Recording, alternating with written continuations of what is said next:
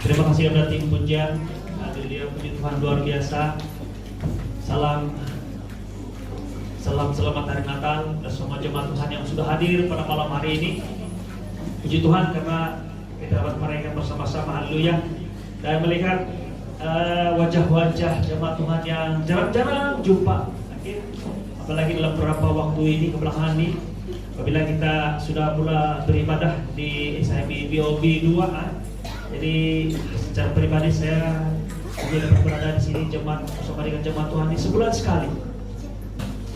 Jadi pada hari ini saya nampak, pada kita semua yang sudah hadir, saya sangat-sangat merasa diberkati, rasa rindu yang terubat dan merasa kasih Tuhan yang luar biasa. Dan ada pula nostalgia yang terasa yang supaya apa yang pernah kita alami sebelum ini itu berlaku balikan. Kita dapat bersama-sama bergabung, berada bersama-sama dalam suasana seperti ini semula. Orang bilang kita tercerai-berai, tetapi roh kita tetap satu. Amin. Haleluya, satu dalam Tuhan. Dan pada malam hari saya bersyukur Tuhan karena diberi kekuatan untuk dapat menyampaikan message firman Tuhan dalam keadaan yang tidak begitu berdengar juga suara saya ini ada sedikit ada bass depan sedikit. Tapi saya percaya Tuhan beri kekuatan kepada saya untuk dapat menyampaikan firman Tuhan pada malam hari ini. Dan saya punya badan mungkin lemah tapi semangat saya, orang bilang semangat roh, amin. Dan saya percaya juga jiwa saya Tuhan angkat untuk dapat bersemangat untuk mau menyampaikan dan mengkongsikan firman Tuhan pada pagi hari ini. Hari ini dan esok kita akan beribadah dan saya akan coba sampaikan. Saya percaya Tuhan ingin kita dengar yaitu berkenaan kasih-Nya kepada kita. Dan yang kedua ialah apa yang Tuhan mau melihat. Dan sebenarnya Tuhan mau kita melihat, lebih tepat lagi, apakah impact atau kesan daripada kasih-Nya kepada anda dan saya. Dan yang saya percaya dan Tuhan percayakan pada anda dan saya bahwa itu tidak sia-sia. Bila Tuhan mengatakan firman-Nya tidak akan kembali dengan sia-sia, Dia bukan berbicara kepada siapapun khotbahnya, tapi firman yang disampaikan. Amin. Firman yang disampaikan. Pengkhotbah mungkin bermacam ragam, bermacam cara menyampaikan firman Tuhan. Tapi kalau firman Tuhan yang disampaikan, firman Tuhan mengatakan dia lebih tajam daripada pedang bermata dua. Oke? Dulu saya pikir dua bilah, dua mata macam serampang, bukan? Maksudnya seperti pedang, di sebelah atas tajam, di sebelah bawah pun tajam. Tulang di atas makan, tulang di bawah pun makan juga. Jadi memang orang bilang, oh kau potong sebelah tumpul, dia itu tumpul kan tidak anak lah. Ini tidak bahagian tumpul. Pedang bermata dua maksudnya pedang yang di mana-mana pun bilah dia ataupun ujung dia pangkal dia itu sangat tajam. Dan firman Tuhan mengatakan dia tidak akan kembali dengan saya. Berikan kesan yang luar biasa pada saya. Dan saya percaya ini. Amin. Dan pada pagi hari ini saya membawa kita mengimbau kembali kasih Tuhan yang luar biasa pada anda dan saya. Ketika manusia jatuh dalam dosa, Bapa di sorga telah menjanjikan. Firman Tuhan mengatakan bahwa Tuhan menjanjikan beri keturunan perempuan. Keturunan perempuan ini. Yang katakan baru keturunan wanita ini. Dan kita tahu yang memulahkan ataupun yang mula tergoda dengan dosa adalah wanita. Wanita tersebut. Maksudnya dia dulu berdosa. Dia yang membawa akhirnya Adam jatuh dalam dosa. Tetapi dalam konteks dosa dalam satu keluarga, dalam satu pasangan ini adalah dosa manusia yang pertama yaitu Adam. Oke, walaupun kita tahu cerita di belakang cerita itu yang berkaitan dengan kelemahan ataupun kecuaian ataupun mungkin juga tipu daya. Oke, salah mengerti, salah paham, salah tanggap apa yang Tuhan sudah berikan kepada manusia. Dan melalui wanita ini mereka jatuh dalam dosa. Tapi melalui wanita ini juga yang lemah ini Tuhan menjanjikan keturunan. Firman Tuhan mengatakan akan meremukkan kepalamu. Dia sedang bercakap dengan iblis.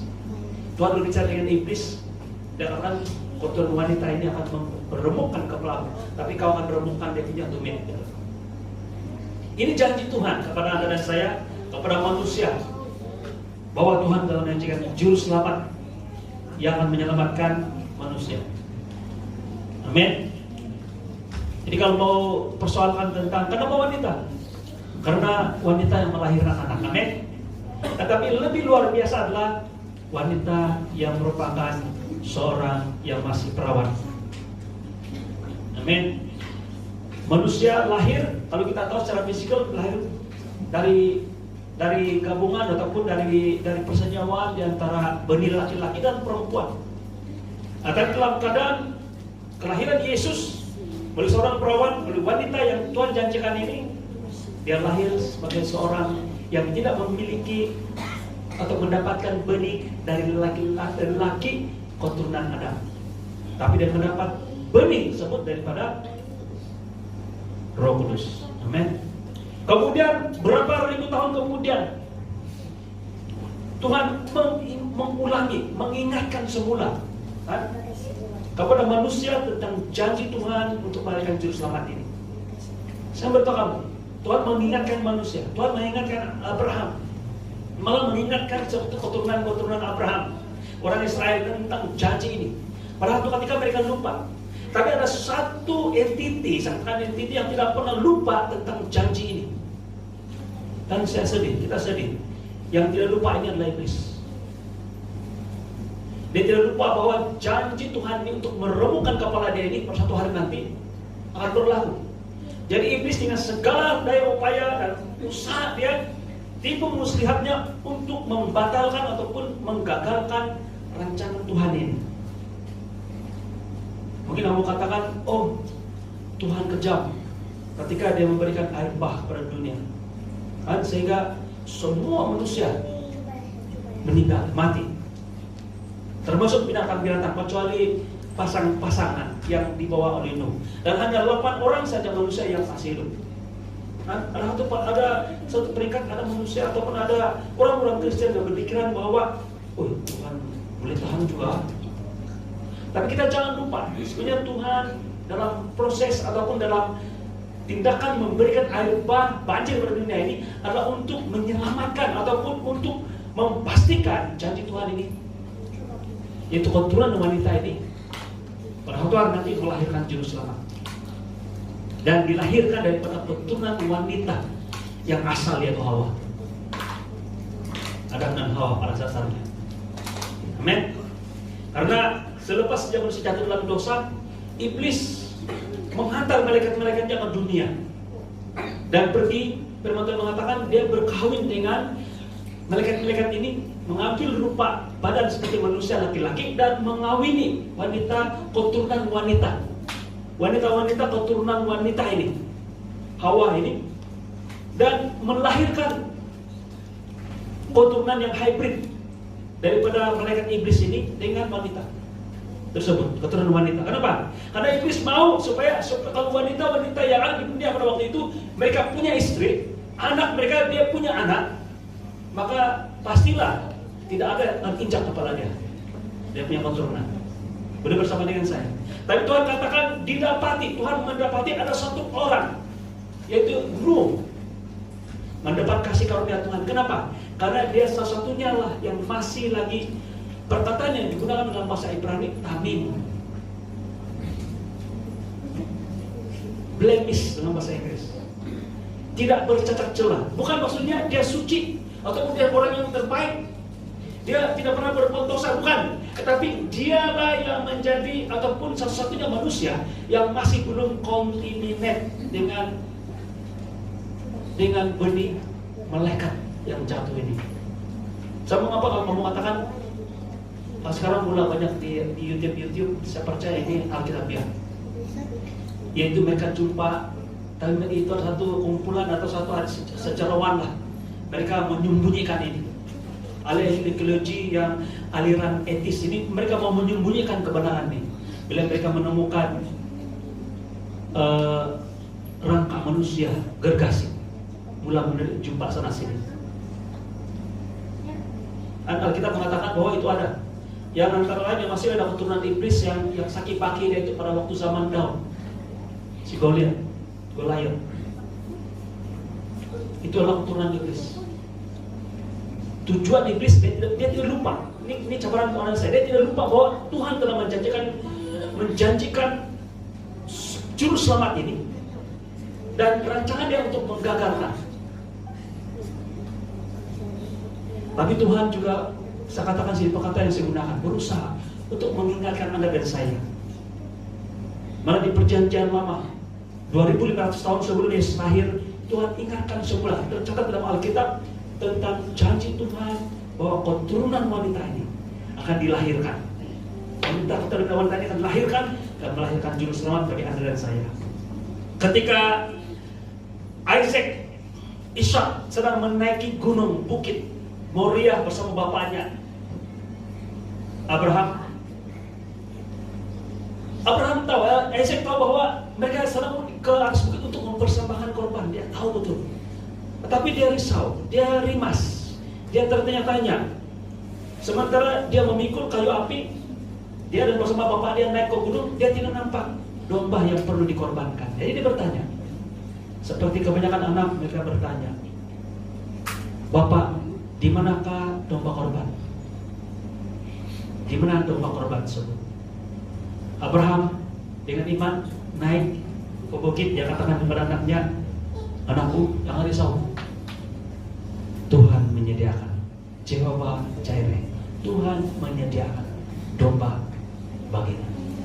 Nah, kita tahu cerita, pernikahan cerita, akhirnya Ishak sadar bahwa dia sebenarnya harus dikorbankan. Ketika Abraham mau meletakkan pisau itu ke leher anaknya, malaikat Tuhan berseru kepada Abraham dan katakan, stop. Kalau bahasa Inggris lah, berhenti Abraham, jangan apa-apakan anakmu itu.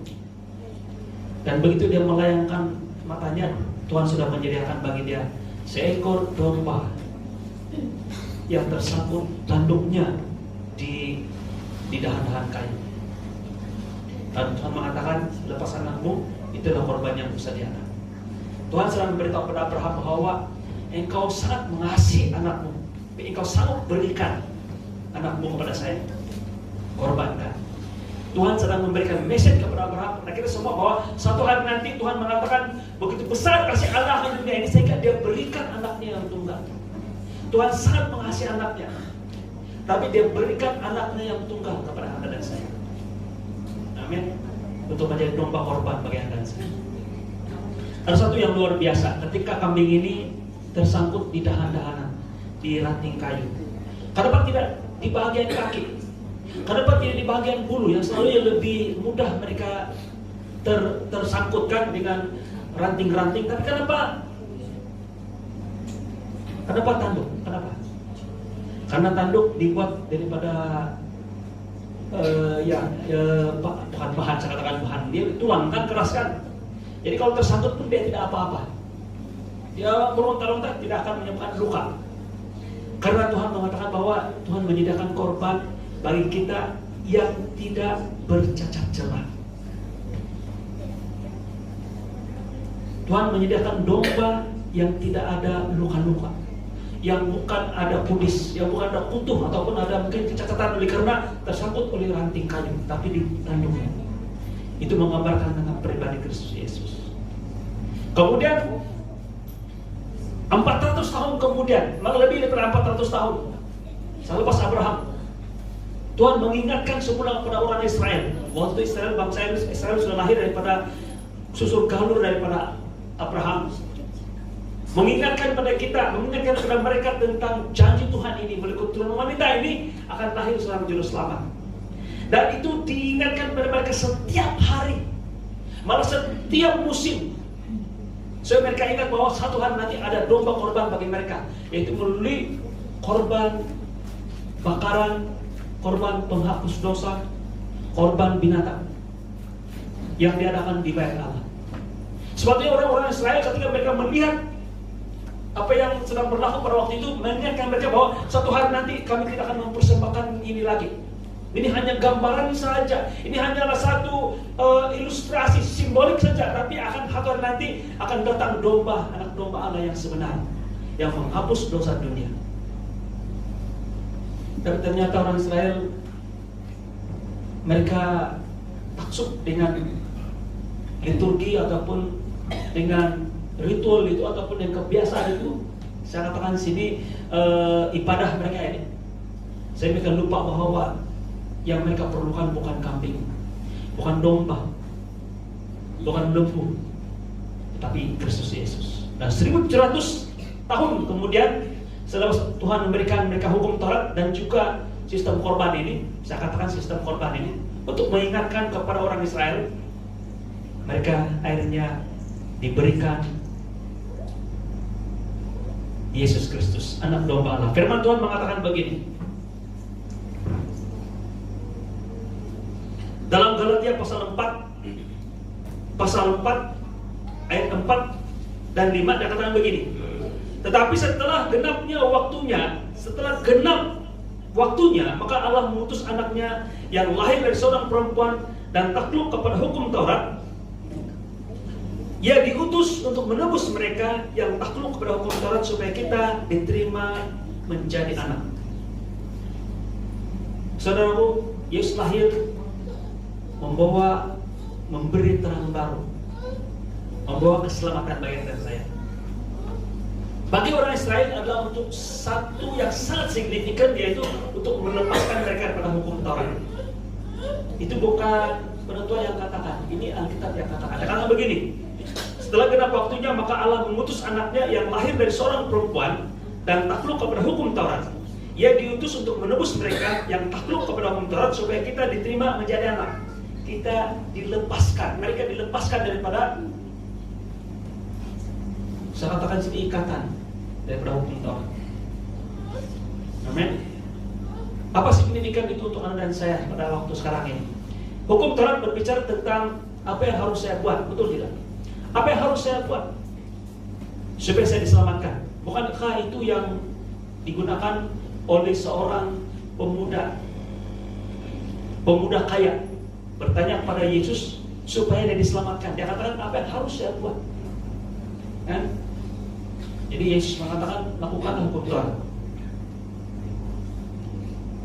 Dan pemuda ini sangat sombong. Dia katakan begini, saya sudah buat itu dari kecil, saya sudah buat dengan baik. Yesus katakan, arti itulah kamu kurang. Apabila ada orang di antara manusia atau antara orang-orang yang, saya katakan orang-orang percaya, yang mengatakan kesombongan ini, menyatakan yang sama dan ada kesombongan seperti ini, Tuhan selalu akan jumpa satu di kekurangan untuk orang ini. Dia katakan, jualah harta milikmu dan ikutilah. Dan pemuda ini tidak sanggup melepaskan hartanya, apalagi mau mengikuti Yesus. Ternyata dia gagal, walaupun pada hukum yang pertama. Karena hukum yang pertama mengatakan jangan ada Allah lain dalam hidup. Tapi ternyata ada Allah lain dalam hidup dia, yaitu hartanya. Karena dia mendahulukan hartanya daripada mengikuti Yesus. Yesus adalah Allah sendiri. Amin. Jadi jelas bahwa ada satu kelemahan. Tetapi kamu katakan, oh, di pemuda ini ada kelemahan dia. Tetapi inilah kelemahan yang digambarkan kepada seluruh manusia yang berpikir bahwa dia boleh dibenarkan atau boleh diselamatkan atau boleh masuk ke dalam kerajaan surga, memiliki dan mewarisi janji Bapa untuk hidup kekal dengan apa yang harus saya buat. Sebenarnya ini message bukan hanya untuk pemuda kaya seperti ini atau orang Israel, tapi untuk kita semua. Membuktikan bahwa kita semua terikat dengan hukum kita sendiri masing-masing. Kita tidak mampu menjadi baik untuk diselamatkan. Dan ini mengikat kita sampai bila-bila. Tetapi yang membebaskan kita, yang dapat membebaskan kita adalah kelahiran Yesus. Melalui kelahiran Yesus, dia katakan genap waktunya. Sehingga Tuhan daripada mula Adam jatuh dalam dosa, Bapa di surga melihat kejahatan manusia bertambah-tambah. Nah, saya beritahu sampai sekarang kejahatan manusia semakin bertambah, bukan semakin baik. Tapi ada berita gembira untuk Anda dan saya. Jangan sampai di ujung ibadah ini ada kebaikan, ada berita gembira. Manusia, keadaan dunia semakin jahat. Sekarang kita sudah menjadi biasa. Kalau dahulu kita lihat dokumentari tentang perang dunia pertama, tentang perang dunia kedua, Walaupun kita melihat film Hollywood dan sebagainya, kita masih ada rasa gerun dan rasa benci, rasa sedih, rasa geram, rasa tidak puas hati, rasa bermacam-macam sebagai seorang manusia yang normal. Tapi tahukah Anda sekarang bahwa walaupun perang sedang berlaku di sebelah rumah kita, tidak, itu sebelah rumah orang lain. Saya katakan sini secara ilustrasi saja, secara gambaran saja. Negara-negara yang dekat dengan kita berperang. Kita sini seakan-akan seperti tidak ada masalah. Maka di sana ramai di kalangan sana yang mengalami peperangan tersebut sekarang ini ada kalangan orang-orang percaya juga. Kalau kita orang-orang percaya tidak mengalami sentimen rasa kasihan pada mereka ini, apalagi dunia. Karena dunia sekarang semakin jahat. Baru-baru ini saja ada presiden sebuah negara yang meluluskan undang-undang memperbolehkan perkawinan sejenis, same-sex marriage.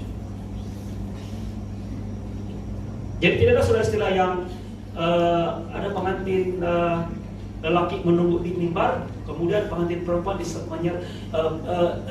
bapak pengantin perempuan menyerahkan anaknya perempuan lelaki. Tidak ada sudah istilah. Karena bingung, siapa mau di luar di depan? Dua-dua lelaki. Jadi itu kan ada kawin anak buah hari lepas, saya bisik.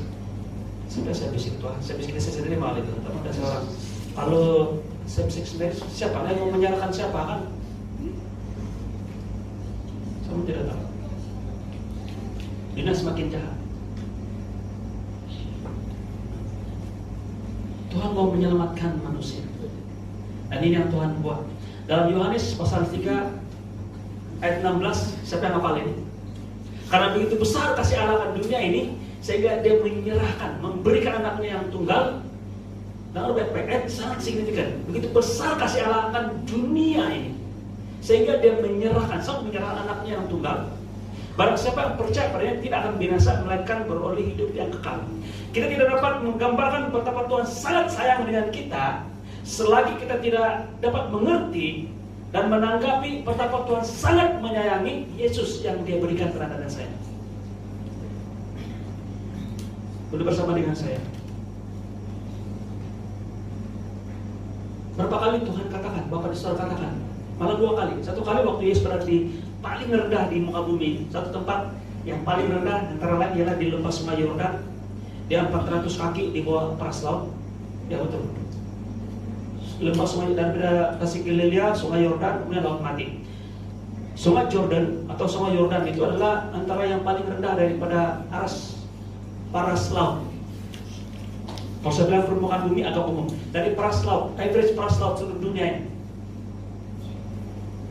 Sekarang kita punya kedudukan mungkin berapa? 1.500 meter dari paras laut, mungkin lebih kurang lah kan?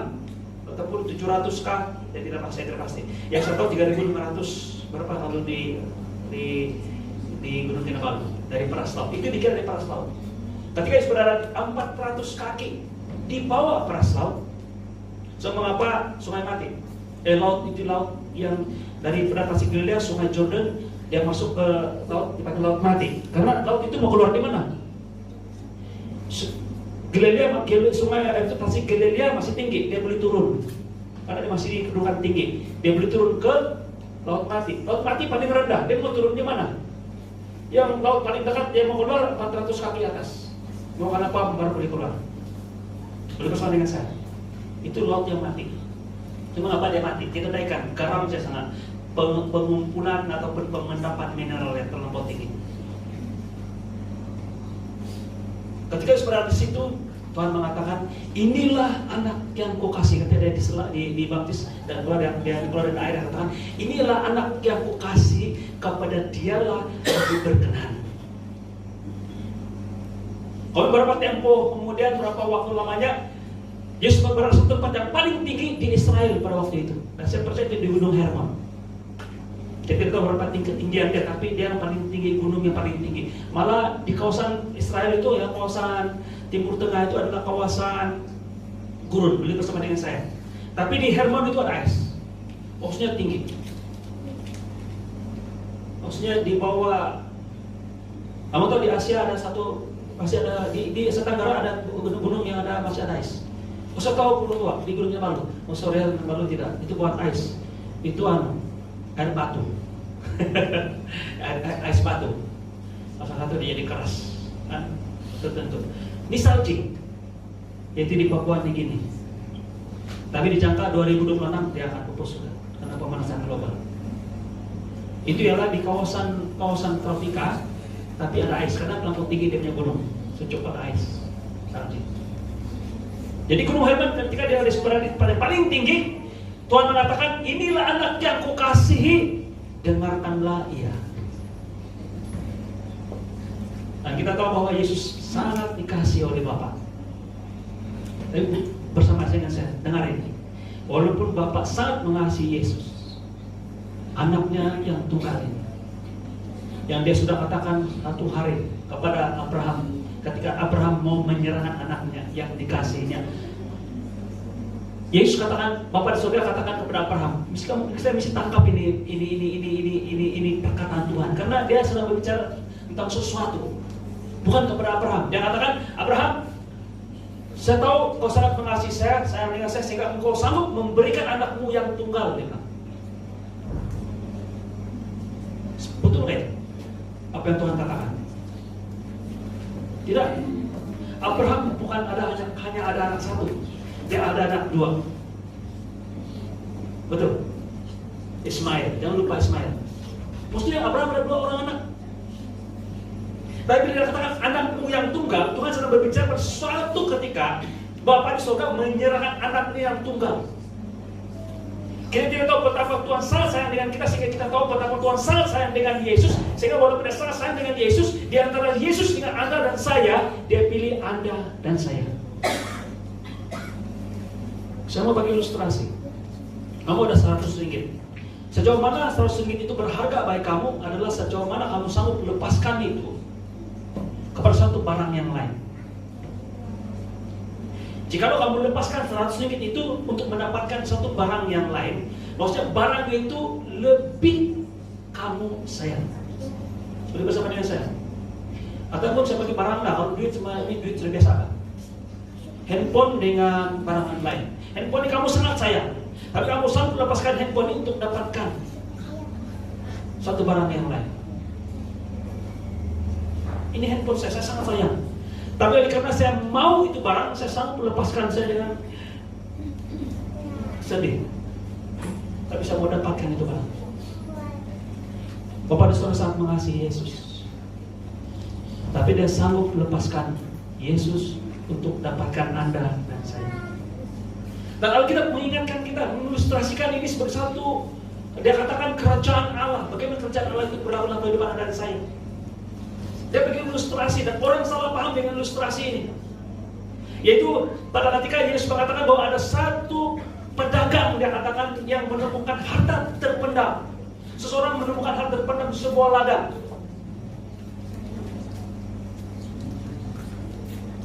Dia nampak tuh harta, dia nampak jumpa, dia memendam hati, dia mau memiliki harta terpendam tersebut. Apa yang dia buat? Dia berpikir, kemudian dia begitu mendalam. Dia buat keputusan. Dia jual segala harta milik dia dan guna duit itu untuk beli itu ladang. Karena harta terpendam tersebut. Dan demikian juga yang kedua, dia katakan mutiara yang indah. Dia sanggup tinggalkan semua barang ataupun lepaskan semua apa yang dia ada untuk mendapatkan mutiara. Kemudian orang buat satu tafsiran. Oh, nilai nih, kalau kamu mengasihi Yesus, sanggup tinggalkan semua apa yang ada pada kamu, malah keluargamu untuk ikut Yesus. Dan ada lagu-lagu yang begitu menggambarkan situasi ini. Antara lain ialah, bukan saya kritik, lagu ini sangat sedikit membawa banyak orang masuk ke kerohanian mereka bertambah, meningkat level yang lebih baik lagi karena menyanyikan lagu ini. Tapi lagu ini salah dari segi kebenaran firman Tuhan. Yang lagu seperti saya mau iring Yesus walaupun hidup susah, menderita dalam dunia. Saya beritahu, lagu ini kalau kamu paham bagaimana besarnya kasih Tuhan pada anak saya, lagu ini menjadi berarti bagi anda dan saya.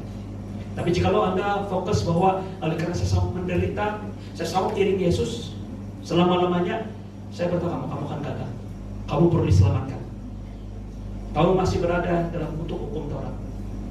Karena kamu pikir bahwa jikalau kamu melakukan semua itu, kamu boleh sampai bersama dengan Bapa di surga, kepada Bapa di surga, sampai di surga. Tidak.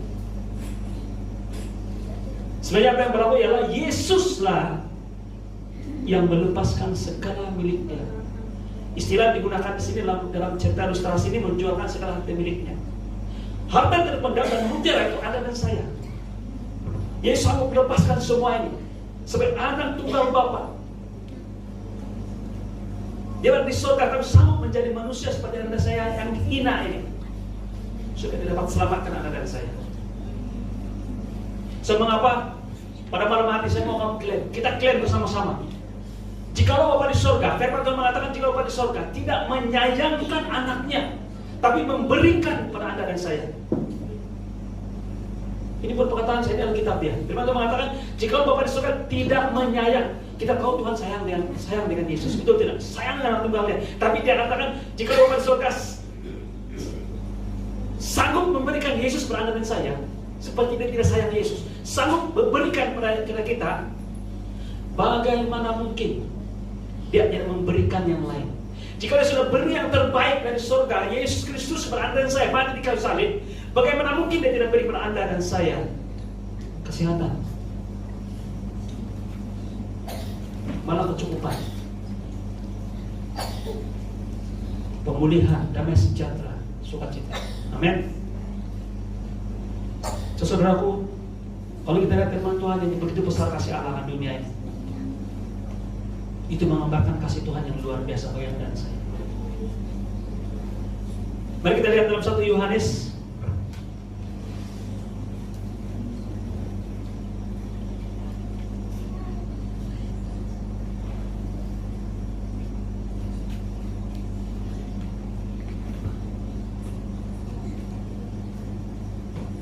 pasal 1 ayat 1, ayat 14, ayat 16 dan 17.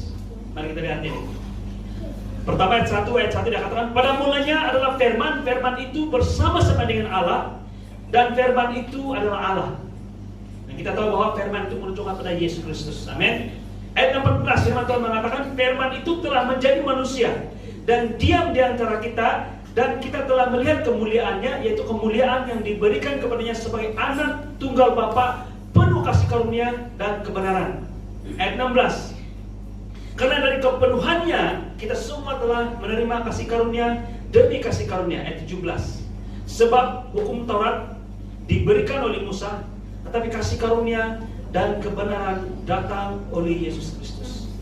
Ketika Bapa di surga memberikan Yesus kepada anda dan saya, dan kita yang percaya padanya, kita menerima satu pribadi, yaitu Yesus sendiri, Roh Kudus yang tinggal dalam diri kita.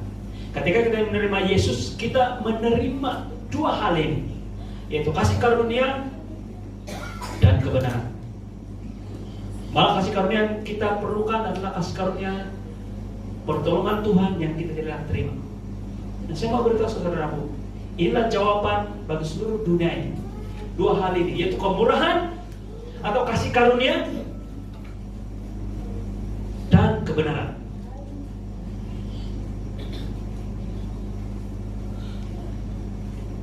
Saudaraku, banyak orang bilang no gain, no pain, no gain, betul kan? Tidak ada istilah dusun apa itu mana tua? Ayo pas dapat takadem, ayo pas na munung, dah ada. Munung kapak, munung kan? Kalau yang generasi muda yang tidak tahu tuh begini, dia punya maksud. Basah kalau basah di kaki, basah juga di mulut dia.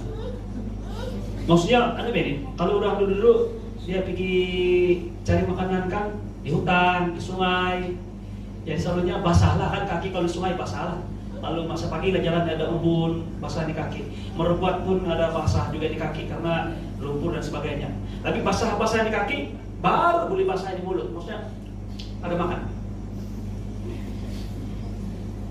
Beribu tahun saya sejak ketika manusia jatuh dalam dosa, itulah yang mengikat manusia. Mengikat manusia sehingga manusia perlu mengikut sistem ini. Malah Tuhan sendiri mengatakan bahwa dengan berpeluh kamu mengusahakan tanah ini, baru tanah itu mengeluarkan hasil bagi Anda. Saudaraku, Bapa di surga mengantar dan memberikan pada kita anaknya yang tunggal yang dikasihnya untuk memberikan kita kasih karunia, anugerah. Kasih karunia maksudnya adalah untuk memberi pada Anda apa yang Anda tidak layak terima, yang bukan kita usahakan, tapi apa yang telah diberikan oleh Yesus secara percuma. Bukan percuma, dengan kata lain tidak bernilai. Cuma Anda dan saya tidak perlu bayar, karena Yesus telah bayar itu dengan harga yang mahal, dengan darahnya di kayu salib. Amin.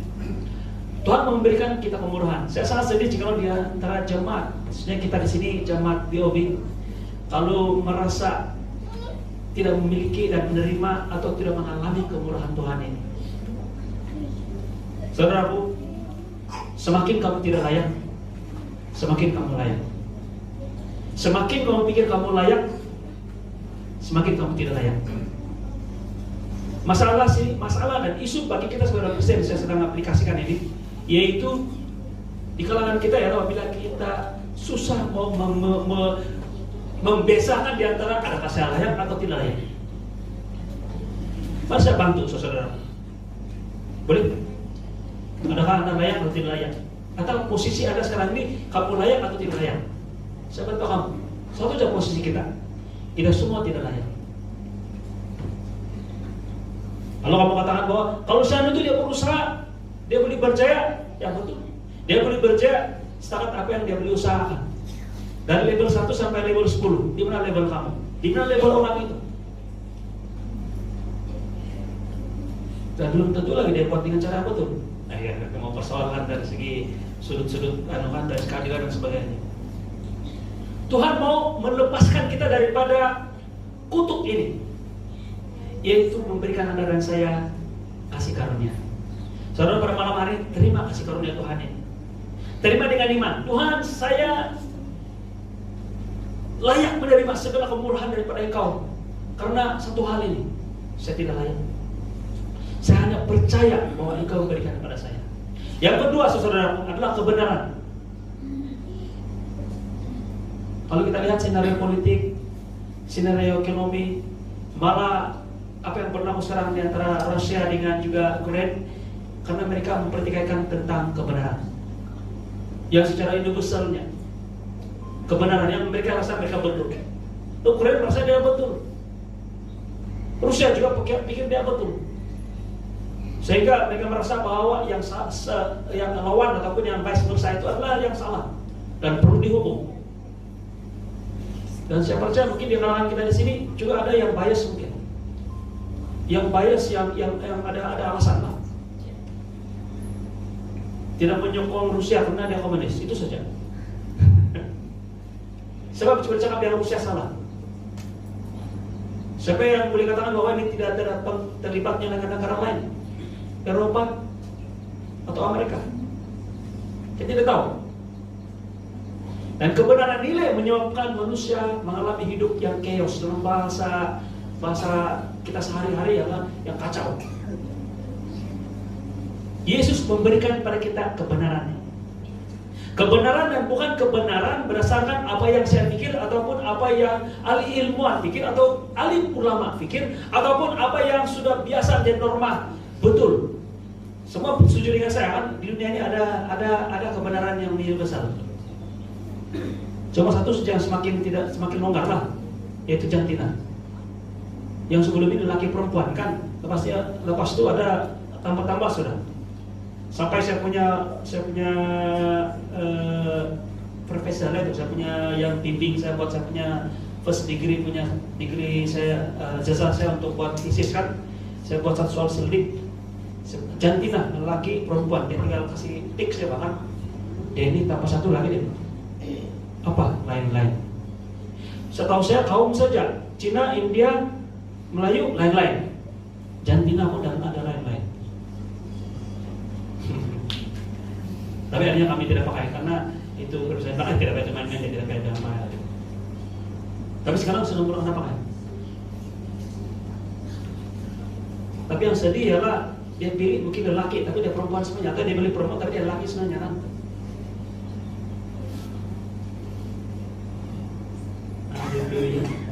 Kita berdoa supaya orang-orang seperti ini melihat kebenaran daripada kasih Tuhan. Amin.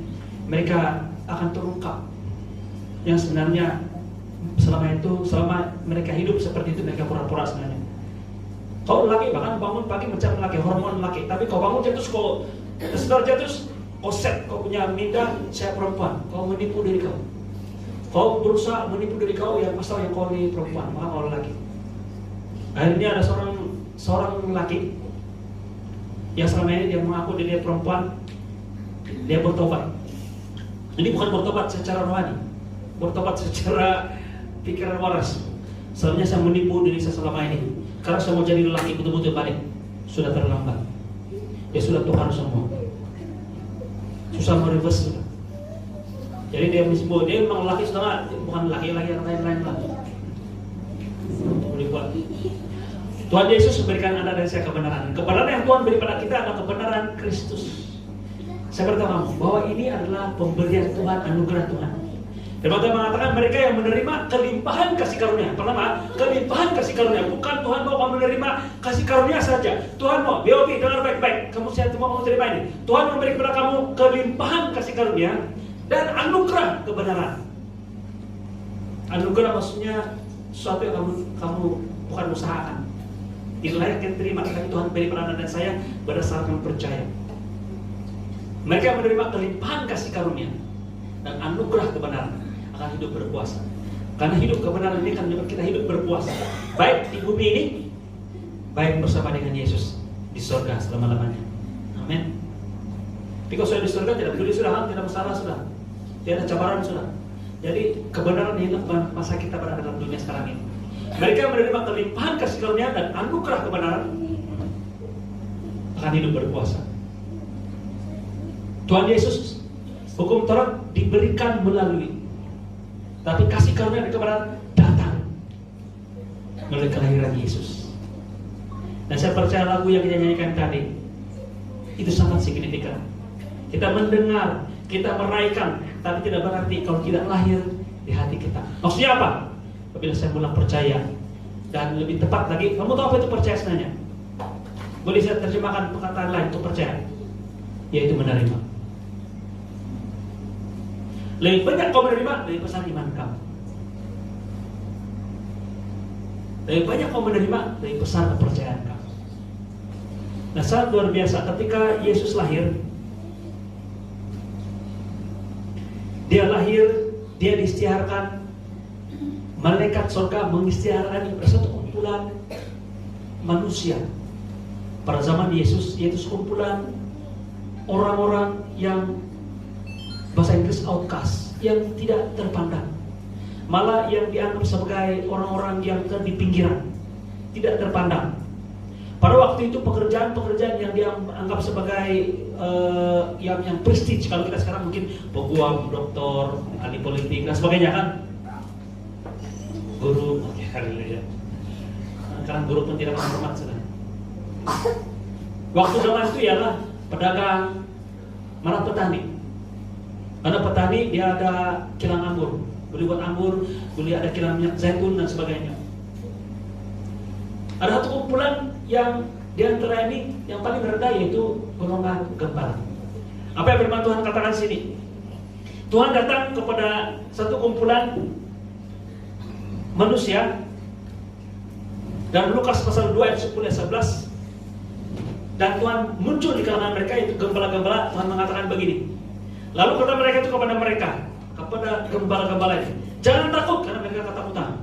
Nampak mereka terangkan, Jangan takut, sebab sesungguhnya aku memberitakan kepadamu kesukaan besar untuk seluruh bangsa. Ini bersama dengan saya, bukan untuk bangsa Israel saja, untuk seluruh bangsa, termasuk orang Arab.